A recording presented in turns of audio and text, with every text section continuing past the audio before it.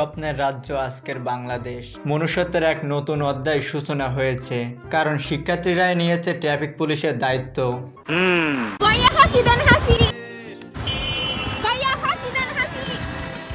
কি সুন্দর!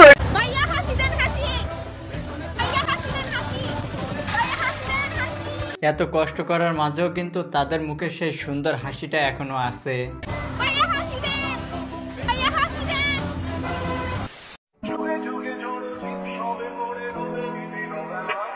হ্যাঁ,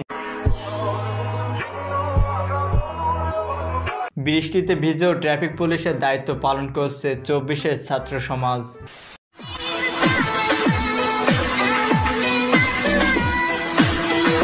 একটা জিনিস কি লক্ষ্য করছেন, এত কিছুর মাঝেও কিন্তু মেয়েরা পর্দা ছাড়ে নাই, পর্দা সহকারে ট্রাফিক পুলিশের দায়িত্ব পালন করছে।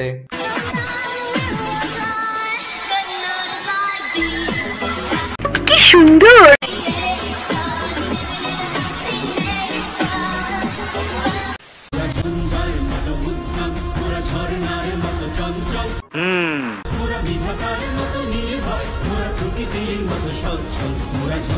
যে মেয়েটা একটা সময় রাস্তা পার হতে ভয় পেত, সেই মেয়েরা আজকে ট্রাফিক পুলিশের দায়িত্ব পালন করছে। স্যালুট জানাই বোন তোমাদের।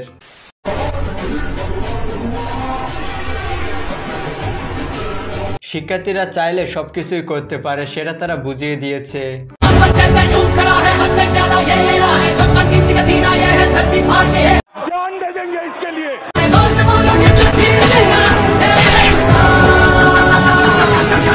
দেশ গড়ার দায়িত্ব যেন নিজেদের কাঁধে তুলে নিয়েছেন শিক্ষার্থীরা। ট্রাফিক পুলিশের অনুপস্থিতিতে নিজেরাই পালন করছেন সেই দায়িত্ব।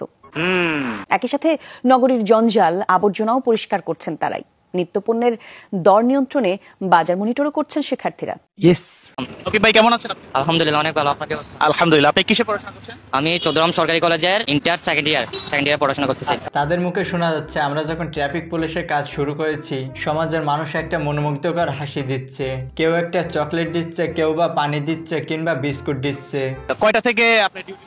আমাদের ডিউটি হচ্ছে 9টা থেকে সকাল 9টা থেকে সন্ধ্যা 6টা পর্যন্ত। এই সুশীল সমাজকে নিয়ে আমরা অনেক দূরে এগিয়ে যাব, তাই নয় কি? এটা তো কোনো স্যালারিও হবে না, কিছু নিঃস্বার্থভাবে কাজটা করছে দেশের স্বার্থে, মানুষের কল্যাণে। হ্যাঁ, মানুষের কল্যাণে। সাধারণ জনগণ আপনাদেরকে সাপোর্ট দিচ্ছে। হ্যাঁ, অবশ্যই। শুক্রবারও সারা দেশে ট্রাফিক ব্যবস্থা নিয়ন্ত্রণে আনসার সদস্যদের পাশাপাশি দায়িত্ব পালন করছে শিক্ষার্থীরা। এছাড়া দেশের বিভিন্ন স্থাপনা ও দেয়ালে লেখা নানা ধরনের স্লোগানও ধুয়ে মুছে পরিষ্কার পরিচ্ছন্ন করছে তরুণ প্রজন্ম। আমরা যারা শিক্ষার্থীরা এখনো ঘরে বসে আছে, আমাদের উচিত তাদের পাশে দাঁড়ানো, তাদের কাজে হেল্প করা।